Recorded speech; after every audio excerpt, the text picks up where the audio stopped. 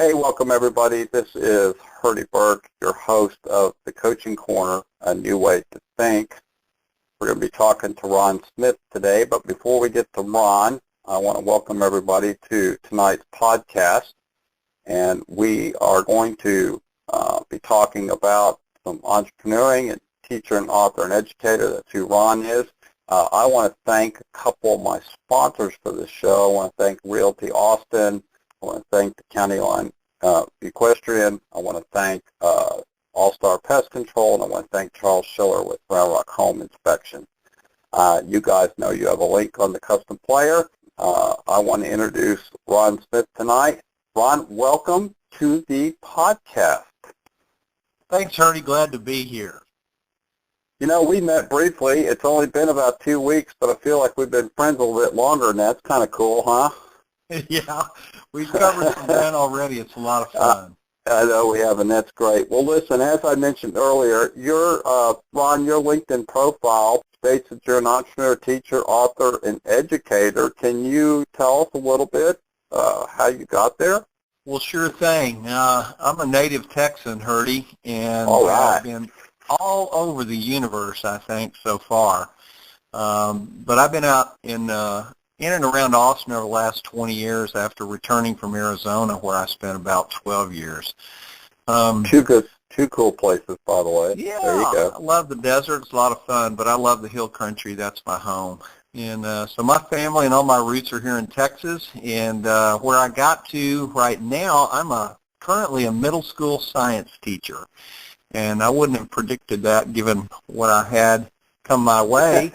But if you go back, I got a degree in earth science and geology out of Texas A&M University, and then I headed into high tech for just around 20 years, and didn't use my earth science and geology proper, but I ended up in human resources, employee relations, corporate training, that sort of thing.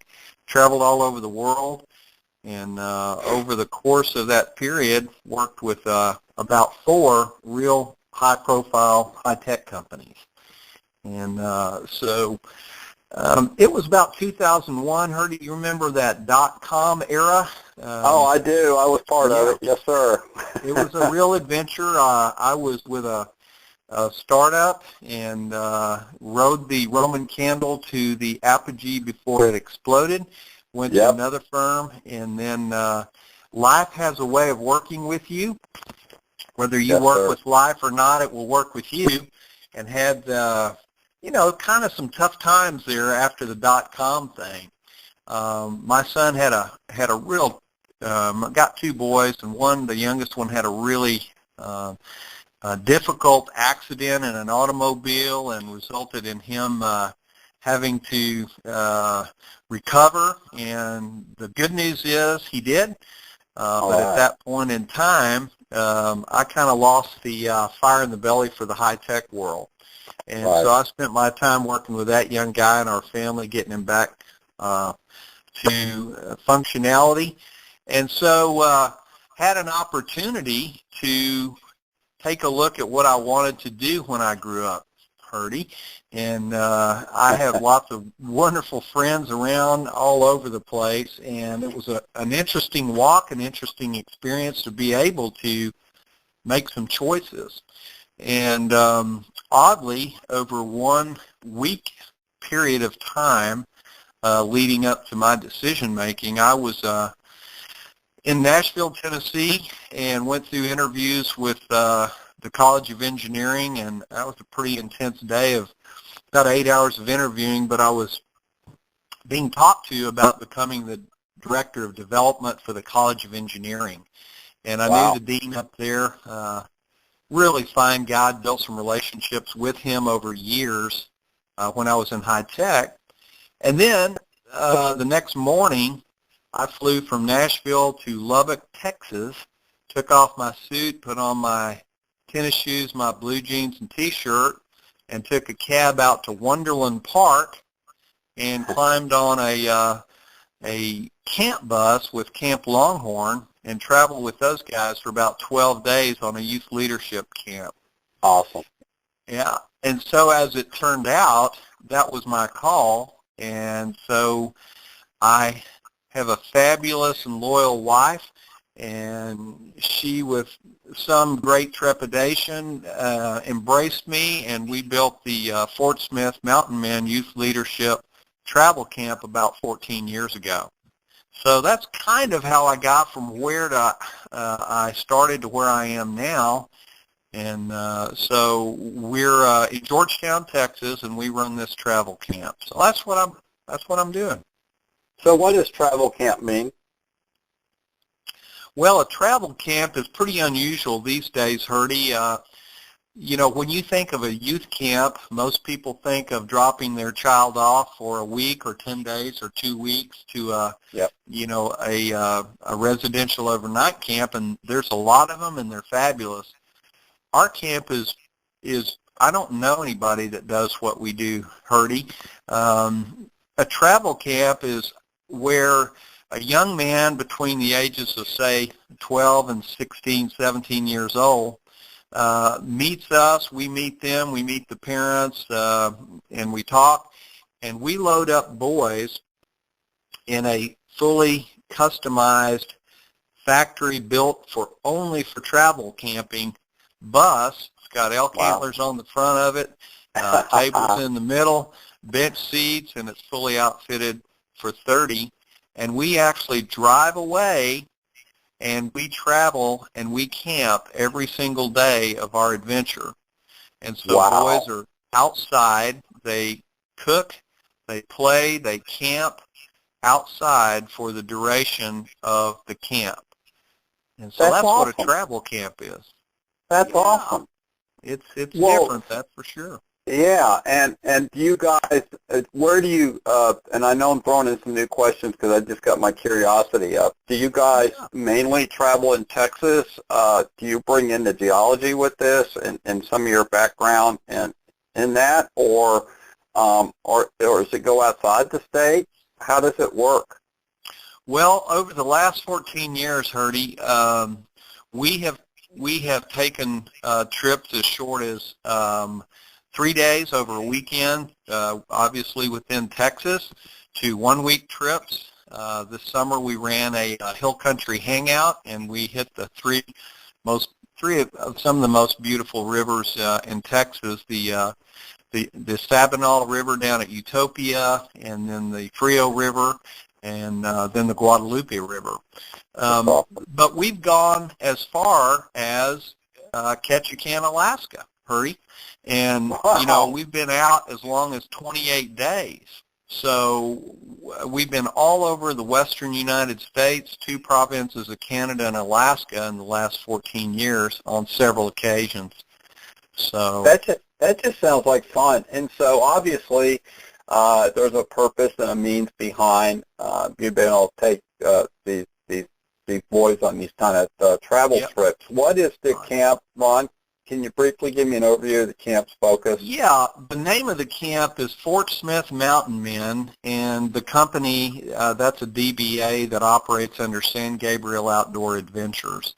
But the focus of the camp, Harley, I think is your question, is I teach leadership, both introductory and advanced leadership to young men that I learned over 20 years of corporate involvement as a individual participant, a manager, a director, and even an officer in the companies that I served in. So I teach introduction and advanced leadership, field science, which includes everything from astronomy to geology to natural history, and then we teach the history of the westward expansion.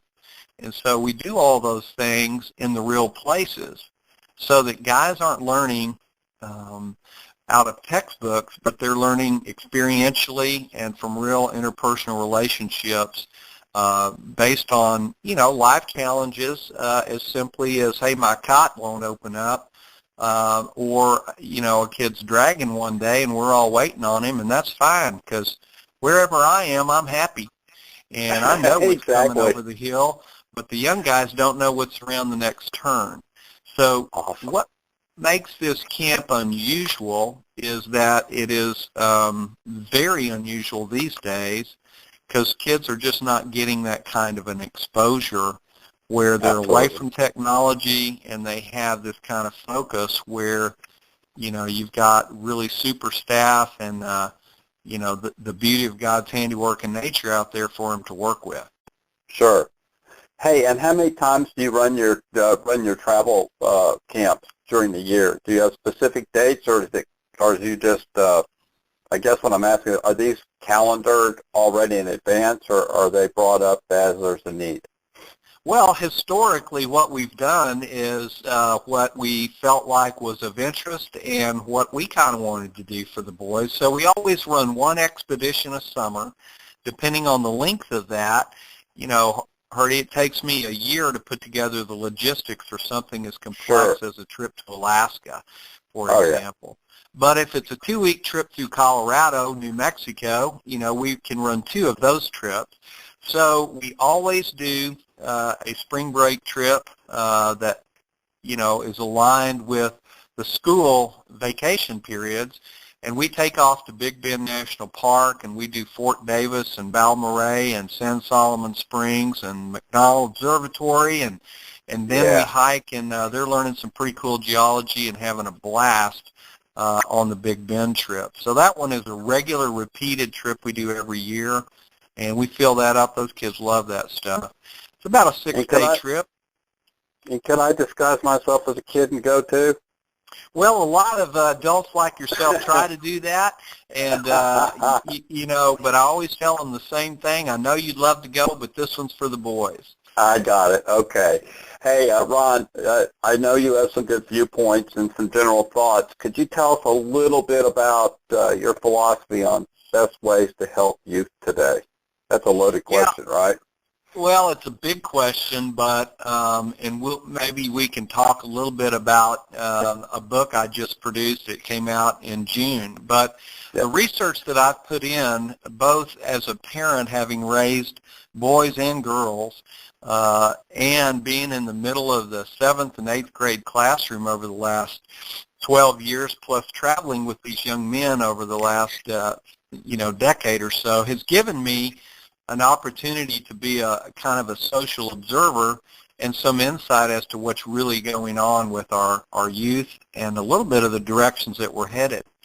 And so what I think now that families are struggling with, I know kids are, is, what we would consider deliberate intent. And, raising kids today, we've got a 51% divorce rate. We have a lot of blended families. In fact, the number of traditional family units that people would say is, a husband and a wife, man and woman in the home, is only 46% now.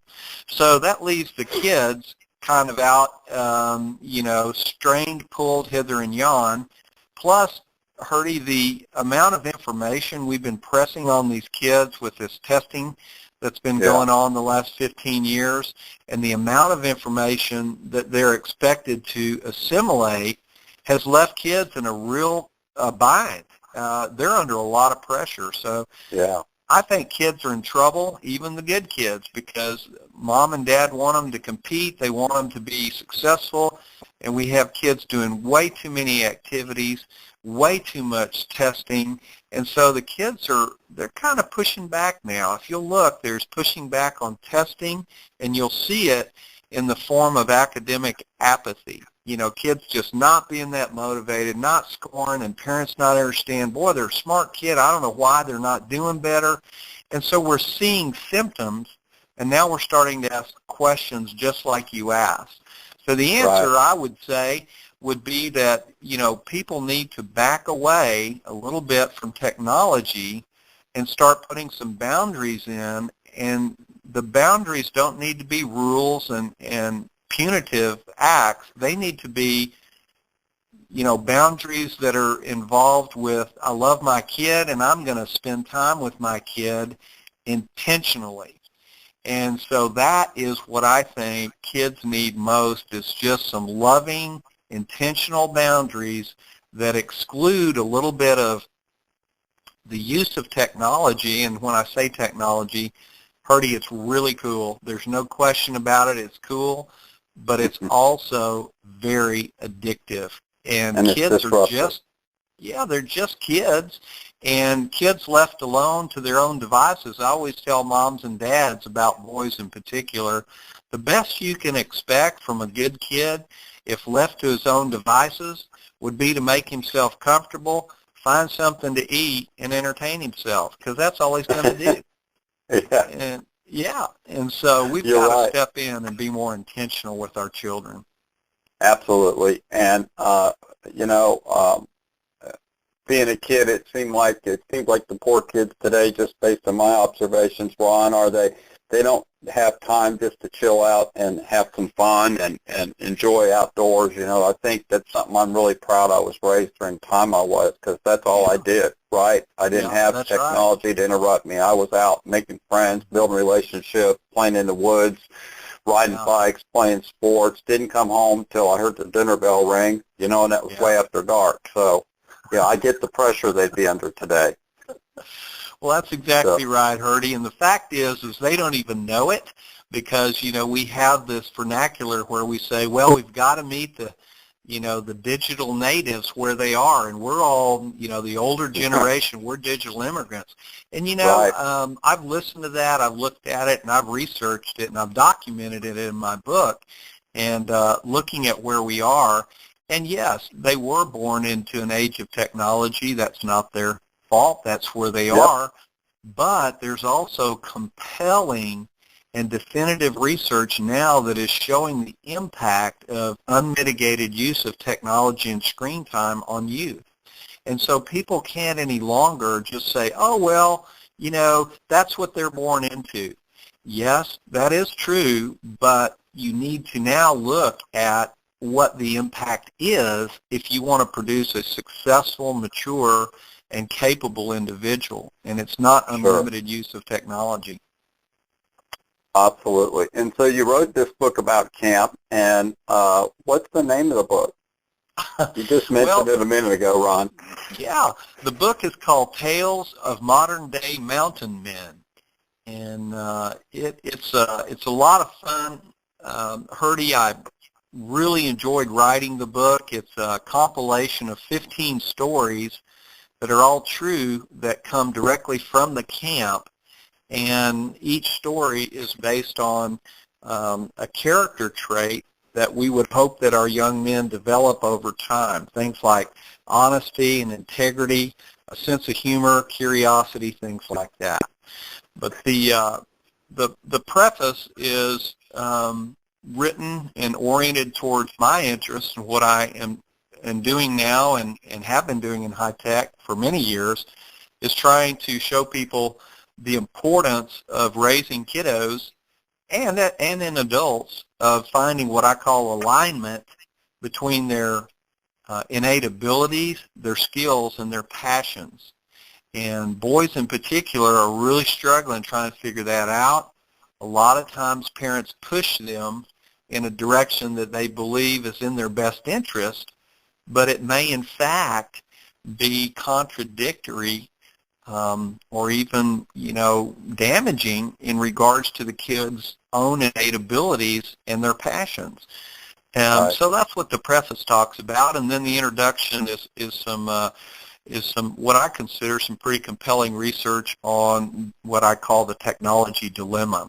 And so those 15 chapters then are a lot of fun. They start off you know, at the very beginning, and on a life story of a guy named Bob Meyer of the famous Myers Mountain Men of Austin, Texas. And if your listeners are out there, somebody knows Bob Meyer, I guarantee you. And Bob ran Myers Mountain Men from 1958 to 1996. He took me in 1969 and 70 as a boy of 12 and 13. And as I look back, Herdy, I must say it must have made a pretty big impact on me, because after a 20-plus year career in high tech, I chose to go recreate what Bob did for over 44 years for boys. So the book is dedicated to Bob Meyer. I gave him a copy of it just last week. We had lunch. He's 83 years old, Herdy. He's still camping. Wow. He's one of the most positive, optimistic men I've ever met in my life. I just love him to death. So that's awesome. Yeah. So that's what it's about. So where can they get the book at, Ron? Where can they find it? Well, right now that book is a book available online at any of your favorite online book retailers, from Amazon.com, Barnes & Noble. The publisher is Xulon Press, so you can go to Xulon Press Bookstore, or you can get it on iBooks. And I'll let you send me a link after the show if that's okay. I'd like to link that on your player, okay? Yeah, absolutely. That'd be my pleasure.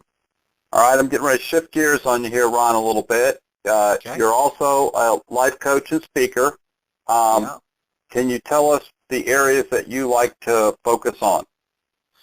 Well, as you can surmise from what I've chatted with you about, I'm really interested in kids, and I'm interested in families and families raising good kids. And for the reasons I outlined, they're struggling. So I'm putting together and have put together some short workshops and speaking engagements that talk about motivation, leadership techniques, but also one I'm working on now is, and I don't even know what we'll call it, but it addresses this issue of figuring out a way to manage technology versus technology managing us. And I'm excited about that, and that's going to be the next talk and workshop I develop. And then as far as coaching goes, I'm very interested in helping young adults and even millennials look at where am I, what am I good at, what should I do, because it's pretty hard these days to go spend the kind of money they want you to spend at a university and come out in debt. A lot of our kids are so in debt they'll never get out, and go in there and not know, why I'm here, or I'm hoping to find myself through university. I kind of think, Herdy, those days, unless you've got a blank check writing your road in front of you, those days are really over. And people really need to know why they're going to study and what they're going to study. And so my coaching practice, my life coaching practice, is built around helping people achieve the concept of alignment by identifying their abilities, their current skill sets, and their passions in life. Because if you can bring those together, and if you use the consideration of a bullseye target on an archery target, the closer you can get to that center point, the less trouble you're going to have with conflict and frustration in life, with depression and just feeling like you're not doing what you're supposed to do, and man, there's got to be something better. And all of us go through that. But the trick is, we're in a digital and we're in a high-tech economy. Over 35% of the income in the stock market has been generated by high-tech over the last 15, 25 years. Yeah. So how do you figure out what you're supposed to do and lay it into that economy and find that alignment? So that's the focus of my life coaching practice. That's Ron, that's just awesome information. That the way you just articulated that is great. It's funny. You just reminded me, every time I sit down with my personal coach and I have an idea, the first thing he looks at me and says, "It's Herdy, what is your purpose?" Yeah. So there you go. Well, that's what we're talking about, kind of trying to help people find their purpose. But I think the way that you do that is through some deliberate, intentional discovery programs where you can figure out your real passions, your real abilities, and your skill sets. And if you can do that, and you can, then you have a better than average chance of trying to do something that you'll be happy in and you'll be productive in. That's the goal. Yeah, so I kind of see, Ron, in that coaching aspect, you kind of helping people understand discovery learning and repetition learning too, right? Yep, we do that. And in fact, in 2013, I ran my first advanced leadership camp as an experiment with the young men. And we had a pretty big crew. We had, I think 32 people on that trip, Herdy, and we went up to Ketchikan, Alaska. I took one of my dearest friends who is a trained expert in one of the personality methodologies, and the man who wrote that is Dr. Tommy Thomas here in Austin, Texas, and his program is called Opposite Strengths. And his personality methodology, we evaluated all these kids, figured out their tendencies and their directions, took that information, and then we had a lot of fun helping these kids discover themselves on this long trip. It was fabulous. I just loved it. I'd wanted to do it for 10 years, and it turned out better than I had hoped. So, you've got to train yourself to think, and you've got to practice thinking, but you have to know the what and why am I doing it, particularly when you're dealing with kids. Kids just want to know what and why, but for a different reason than adults. Adults, are looking at you like you're going to waste my time or take my money. It's like, no, you don't really understand the what or why. You're the one that needs the what or why. So the motivations are different, but the end result is the same. Okay. And so, Ron, in your big world, and I know you have a lot going on, what's kind of next on your planning calendar? Well, obviously I'm interested in getting the message of this book out, Herdy, and I'm really busy building, the methodology to get that to church groups, to anybody that is connected to a boy in any way, I feel like would benefit from reading my book. There's insights there. It's been endorsed by some pretty credible individuals. The executive pastor of Austin Baptist Church, a guy named Dr. Gary Dyer, read this book and said, "This is wonderful. You got to get this book out to people." And so he stuck his name on the book, and I was flattered by that. But that's on the immediate horizon. I head back to the classroom here in about 10 days to take another swing in another group of 135 young people coming our way and teach them a little bit of science. But on the way, I'm looking at what the camp's going to do next summer. And so, I'm talking to a lot of people looking at that, and we'll run a fall trip, probably out to Garner State Park, something like that. But in addition to that, I'm revving up the speaking and the coaching business. So that is, I think, enough on one plate for a little while. I agree. A lot going on. All right, so what we haven't talked about yet is, Ron, how's the best way for people to reach you for questions, comments, or even, for that matter, some help? Well, there's one active website right now called SanGabrielOutdoorAdventures.com, and that website is S as in Sam, G as in golf, OAadventures.com. They can go to SGOAadventures.com and find out about the camp if they have interest in that.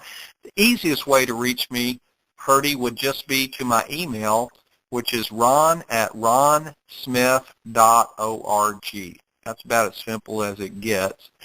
And within a week or 10 days, I'll have my book website up and all that good stuff, but would welcome to chat with anyone who has interest about leadership, youth, life coaching, needing some directions, or even someone who might be interested to talk about speaking engagements on topics from that are coming out of the book, as well as time management or leadership.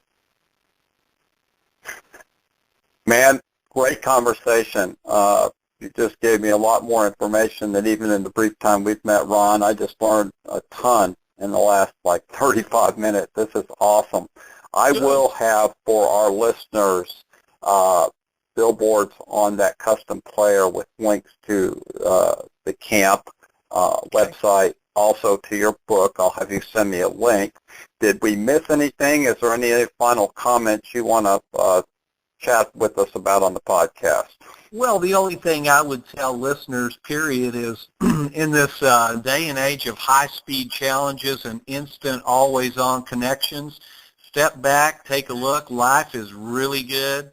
It's filled with beauty, and those young people in your life are the most valuable miracle you'll ever see in your existence. So take time to stop and be intentional about engaging them. And that doesn't mean sitting around both texting on the phone while you're sitting at the same table. I'm talking about go outside and do something together. So exactly. Yeah, that's what I'd leave them.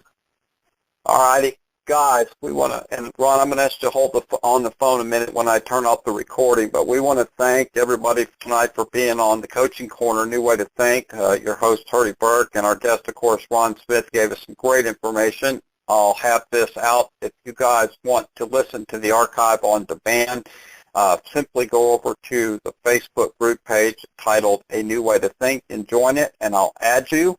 And we are here every Thursday night. You'll see a new show posted on that group page. Feel free to listen in and share them to your friends. And you guys have a fantastic day, and we'll see you next Thursday night.